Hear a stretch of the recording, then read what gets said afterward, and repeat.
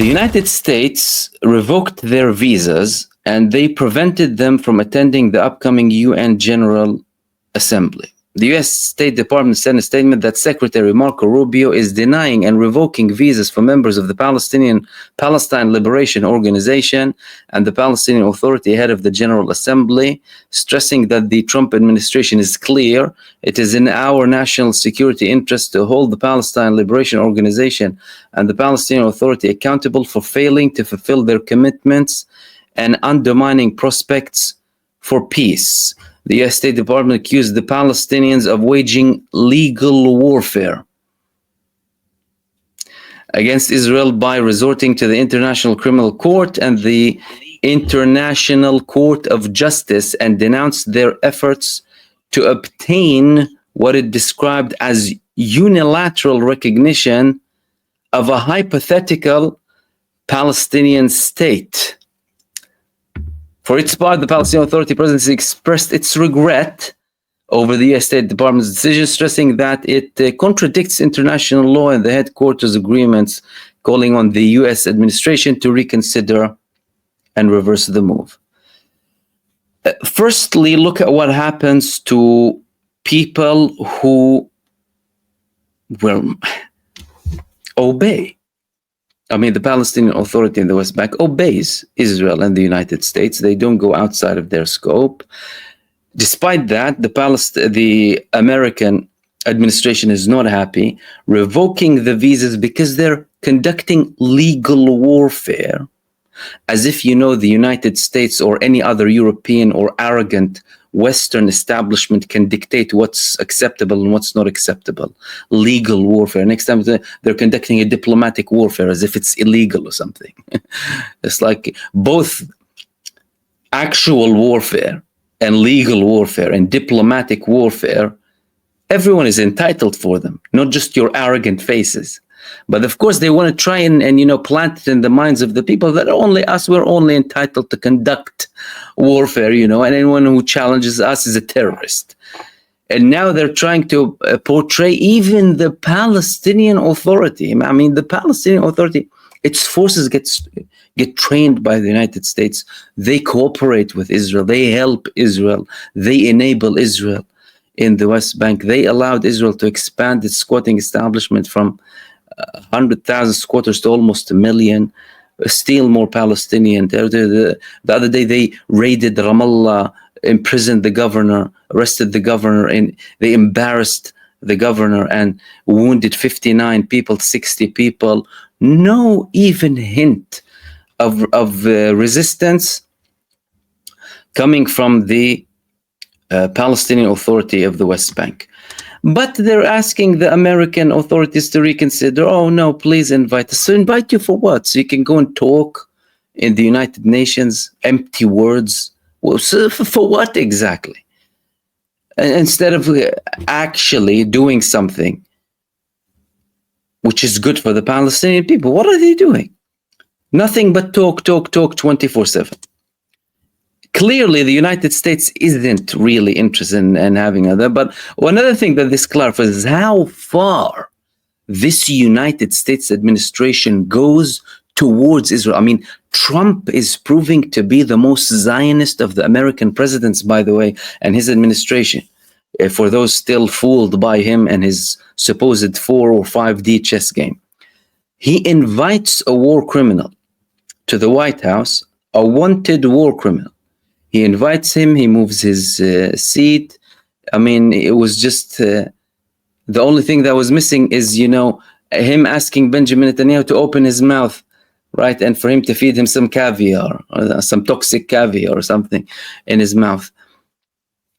Moving his seat, maybe patting his back as if,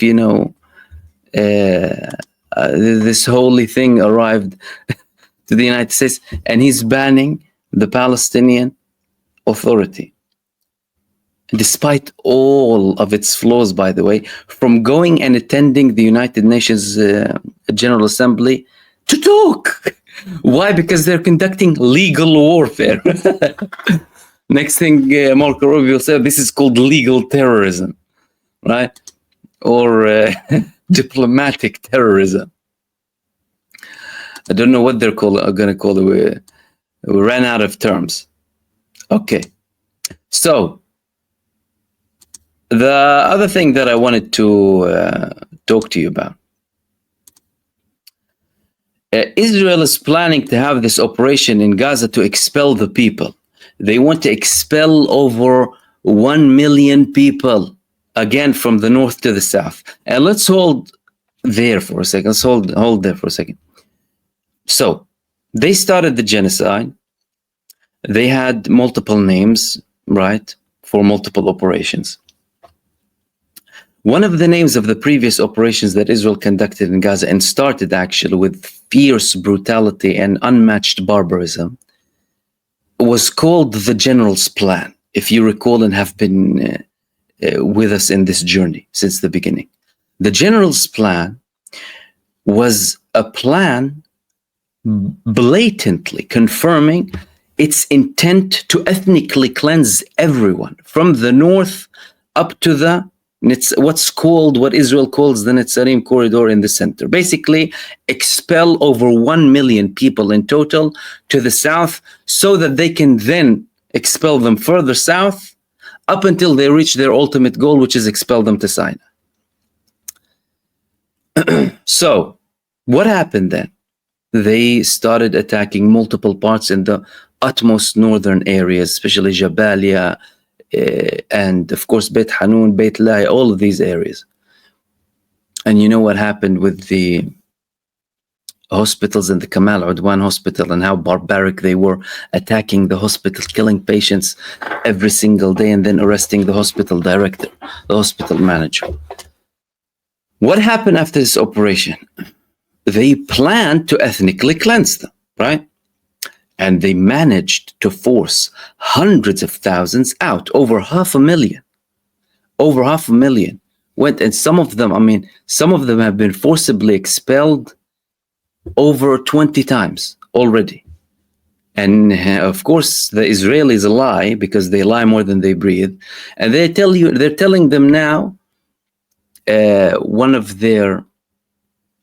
some of their senior figures in their despicable terror army are telling the people, yeah, go down to the Mawasi area, a way overcrowded area that Israel bombarded, still portraying it as a safe haven. They landed 1-ton bombs on tents in that area, killing hundreds in one go before. They've done that multiple times, under the excuse of targeted assassination, not targeted assassination, of course. But they're telling them, go there, the place is safe, and there is more than enough space for you, and the IDF will be building tents. Such hyper-pathological liars. What happened with the previous campaign? There was a ceasefire in January. They tried to impose certain conditions in the ceasefire that the Palestinian resistance rejected outright. And the Palestinian resistance in negotiations, they're very fierce. Even the American administration confirmed that. Even some Israelis too. They said there is no deal without the people being allowed to go back to the north. What happened is over 600,000 returned to the north. Despite the destruction, despite all of nothing of being available, they went back to the north, therefore, de facto making the General's Plan fail. Because if you're an army, and if you are conducting an operation, and if you are sending people to die, what are they going to say and what are they going to think exactly? The people who are still stupid enough to go, depraved enough to go and serve in this terror army, they will tell you, why would I want to go again? Well, we had this progress for X amount of time, and now we failed. We allowed the people to go back. After expelling 500,000, we allowed 500,000 back to the north. Why are you asking me to go back again? Then we started to have more statements coming from Israeli soldiers saying that we are demotivated. We don't have a reason to go to this location, because We went there. You told us what we have to do. We did it. And then we withdrew because there was ceasefire agreement and you told us it was necessary. What are we going to do now? You see, and this is why they're failing miserably now. But this failure is going to be multiplied with the capturing or a confirmation of the capturing of 4 new IDF terrorists in Gaza. But the general manager of the Palestinian Health Ministry in Gaza is confirming that Israel is trying every single aspect of genocide and psychological genocide and everything against the Palestinian people, but their plans to force the Gaza residents to leave will fail. Munir al-Barash is saying that they're practicing all forms of genocide in the Gaza Strip, but their plans will fail to achieve their desired objectives inside of the Gaza Strip by forcing the Palestinians to leave those areas. He also said that the people in Gaza, they don't want to leave. And he's saying that despite all of Israel's attempts, they're going to fail. Israel is targeting the Gazan population every single day, and they're exploding 7 to 10 robots every single day. What Israel's doing now, they're sending explosive robots. Look at this tyrannical, dystopian reality. And they will put some of their attack or destroyed tanks or like APCs, they'll flood them in TNT and then explode them in certain areas.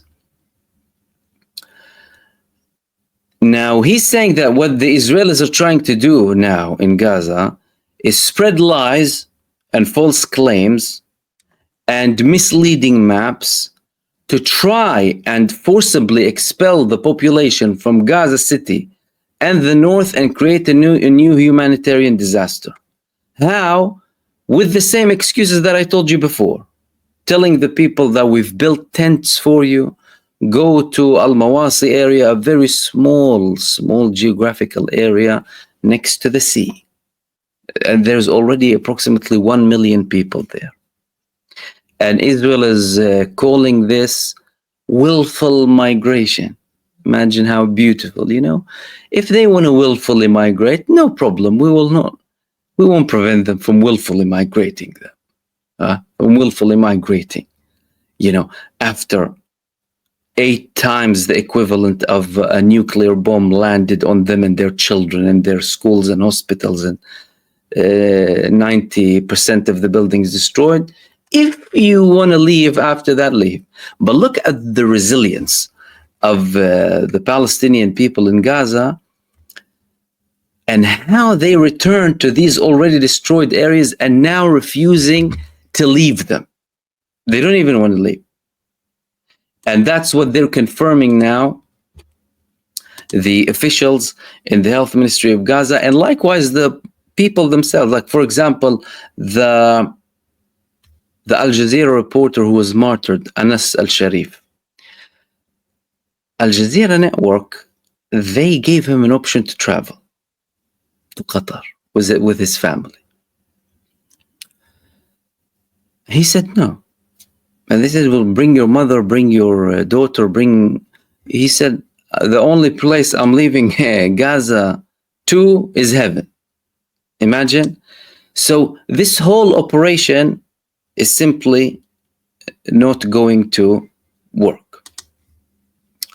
Now, moving back to this operation, and if you're joining us now, again, a huge operation happened in Gaza. Actually, 4 operations in total happened in the southeastern parts of the Gaza Strip, with 12 Israeli terrorists critically wounded, 9 at least wounded, and 4 reported missing, with Israel confirming that they are missing. Israel sent at least 8 evacuation helicopters, launched light bombs on the area to try and find these people, didn't find them, lost communication with them, and couldn't renew the communication.